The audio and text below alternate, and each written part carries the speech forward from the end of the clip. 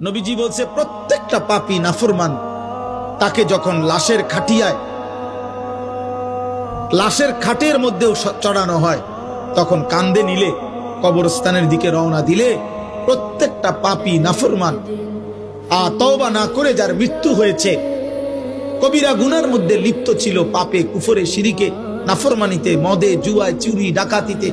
হারাম উপার্জনে বেহায়া বেপরদিগী নারী, আল্লাহ রাসূল সাল্লাল্লাহু আলাইহি ওয়াসাল্লাম বলে যখন কবরস্থানের দিকে তাকে রওনা দেয় সে এমন বিকট চিৎকার করে, চিল্লায় আর বলে ইয়া ওয়াইলাহা ইলা আইনা তুকাদ্দিমুন, এ আমার স্বজনরা আফসোস তোমরা আমারে কই নিয়ে যাচ্ছ, কেন নিয়ে যাচ্ছ? আল্লাহর নবী সাল্লাল্লাহু আলাইহি ওয়াসাল্লাম বলেন, হে আমার উম্মত, আল্লাহর সমস্ত সৃষ্টি একমাত্র ইল্লাস সাকালাইন, মানুষ এবং জিন ব্যতীত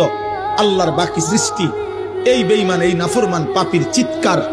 শুনতে পায়। আল্লাহর নবী বলেন, যদি কোনো মানুষ, পৃথিবীর সমস্ত মানুষ যদি একসাথে এক মাঠে দাঁড়ানো অবস্থায় ওই নাফরমান শুধু কবরের দিকে যাওয়ার সময় যে চিৎকার দেয়, আল্লাহর কসম নবী বলছে